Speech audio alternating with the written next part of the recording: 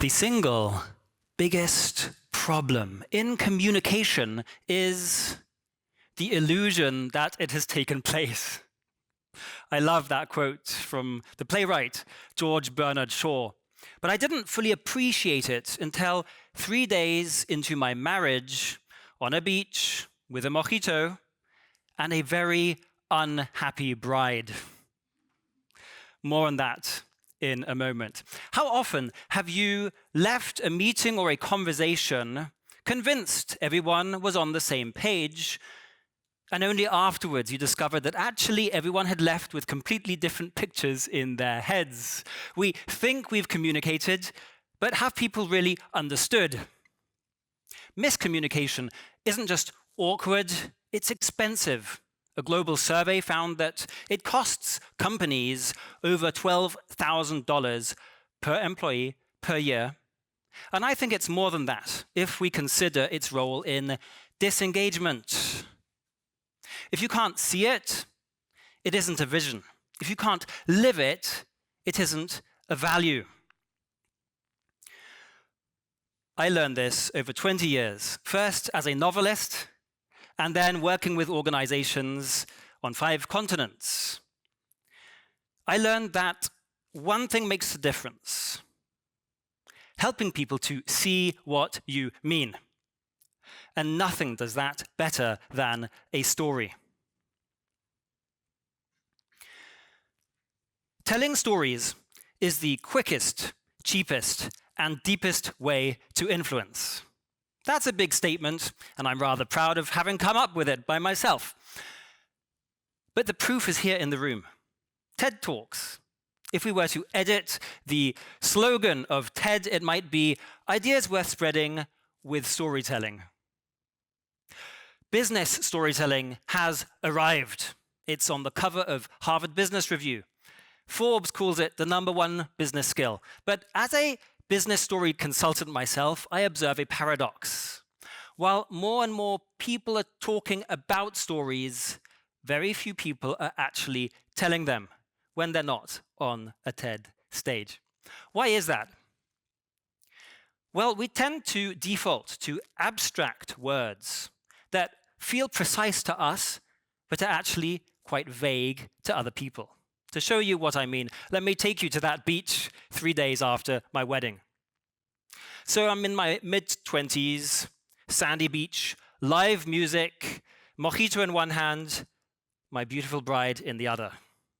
But my beautiful bride is not feeling the honeymoon vibes. She's frowning. So I ask, "Honey, what's wrong?" She sighs. "I thought our honeymoon was going to be relaxing." So my heart starts to thump, and I say, "Well, honey, what could be more relaxing than a 5-star hotel with 6 meals a day from the all-you-can-eat buffet?" My wife gives me one of those looks. And because we've been married for all of 3 days, she has to explain. Turns out, my wife's idea of relaxing is not 6 meals a day and the steam room. No, it's a hike, a 6-hour hike. And then maybe it's the steam room after that, but in a secluded boutique hotel, not in this 600-room monstrosity of a complex. How could I have got it so wrong? We'd both used the same word, relaxing, but we'd pictured very different things. My idea of relaxing is eating lots of good food that I haven't cooked. To her, relaxing means getting lost in the Smoky Mountains at sunset with bears on the loose. It's a different story. Our honeymoon miscommunication was a vivid encounter with what I later started to call abstraction bias. Things that are abstract are hard to picture because they're not physical. You can't touch them. Think love, justice, stakeholder relationships. The way out of abstraction is to get concrete. We can't touch the idea of love, but we can stroke our puppy or our wedding ring. Preparing for our honeymoon, I should have asked my wife, "Honey, when you say relaxing, what does that look like?" And that would have given me concrete, actionable information. Now, my bride took pity on me, fortunately, and shared with me how they'd done holidays growing up, staying at secluded places where they'd had the beach to themselves and they could make memories, going kayaking with her father. And just like fiction, with a backstory for a character can help us feel for this character and get addicted to boozing 9 seasons of something on Netflix. I experienced that hearing my wife's backstory of her holidays growing up gave me more empathy for her. Now I didn't just know what she wanted, I understood why. And suddenly, arguing for my preference of 6 meals a day felt a bit shallow. I saw what she saw. I had a new and improved vision for adventurous holidays, and we would go on to nearly getting eaten by bears in the Smoky Mountains. This sounds just like a funny personal anecdote, but the same thing happens in business. Companies spend millions developing strategies that few people act on because people can't see what leaders mean. Think about the words we use at work: excellence, innovation, AI. They sound intelligent, but they're invisible. Ask 10 different people, and they will tell you 10 different things. If you can't imagine something, it's very hard to enact. And then we wonder why so many of our visions and values aren't lived. They're literally unimaginable. Talking about imagining things, did you know that people spend a third of their time daydreaming? The brain craves color, images, something to imagine, and if it doesn't get that, it goes on holiday. I put it this way: if you abstract, you distract. My twin brother and I learned this the hard way when we published our first book at the age of 17, and we started giving book tours. In fact, for the German translation of our book, we gave over 100 book readings in 1 year. And we were quickly punished if we were too abstract for too long. Philosophize, and people would start nodding off. They went to sleep. And then we would start talking about what we'd done, something they could picture, and people would wake up and nod us on. So if we use concrete language that engages the imagination, adds to that causality and context, the stuff of stories, and now we can also engage reason. So instead of telling people what to think, we can show them and they can come to their own conclusion. Let me show you what I learned in creative writing, which applies very much in business. I might write a sentence like, "Jack was sad." That's quite clear, isn't it? But think about it. How do you know that Jack is sad? Only because I've told you. You can't picture it. You have to take my word for it. So what can I do instead? Well, I can show you. Are you ready? Jack wiped his eyes, crushed the tissue into a ball, and hurled it into the bin. Who here saw a picture in their head as I was describing that? Thanks. Yeah. So instead of just giving you information, I gave you an experience in one sentence. But perhaps something even more important has happened. What conclusion did you draw about Jack's emotional state? Yes, Jack isn't just sad, Jack is mad. You see, the same principle applies at school and at work. We can either tell people things and expect them to take our word for it, but they don't own it. Or we can show it to them.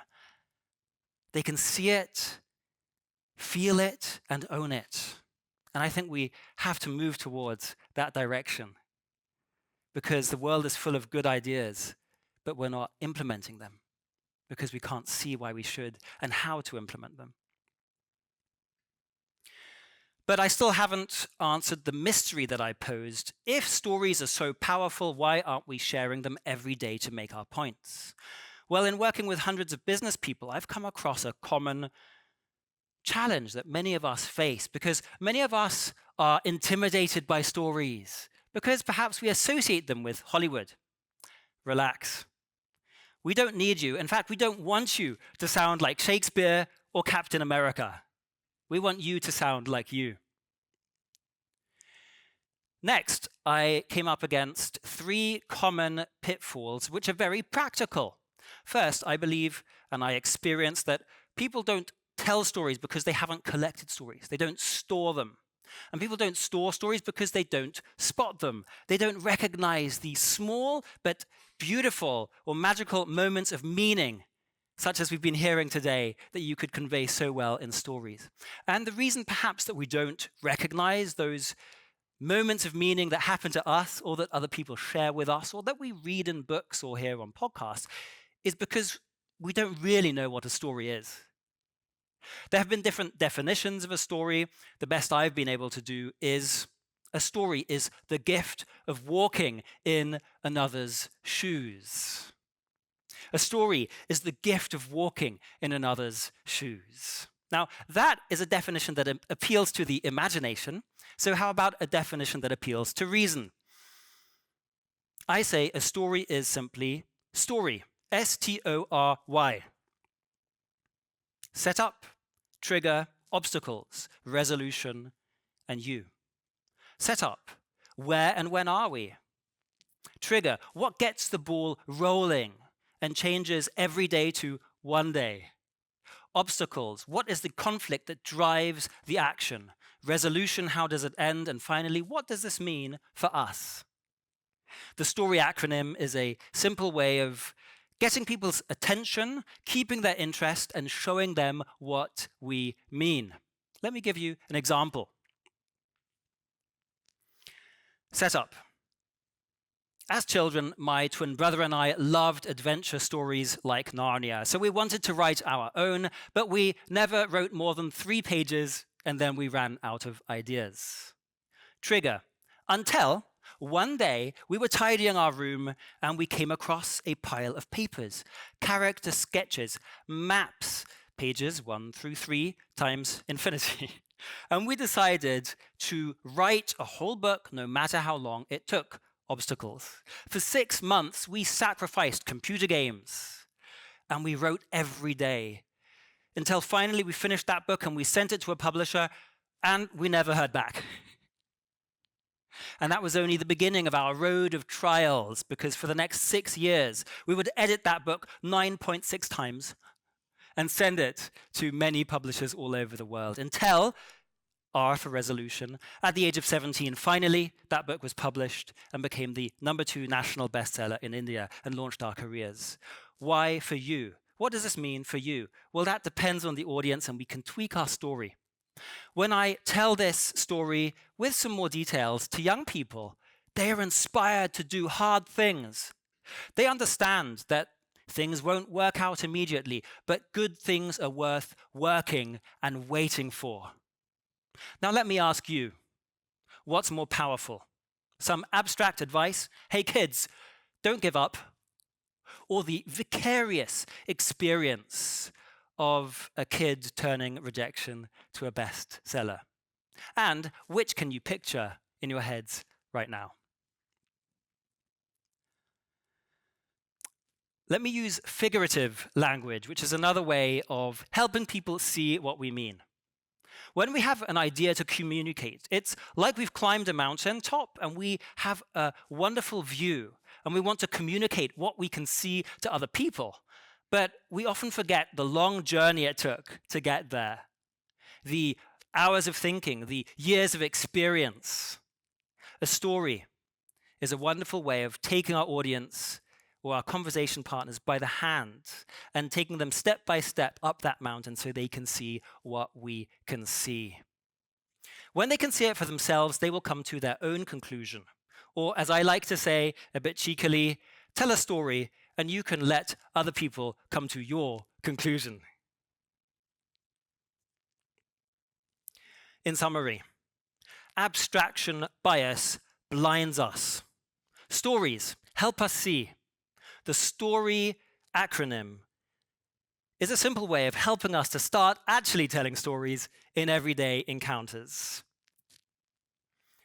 Every week, all of us experience meaningful moments, but if we don't spot them, store them, and share them, they vanish.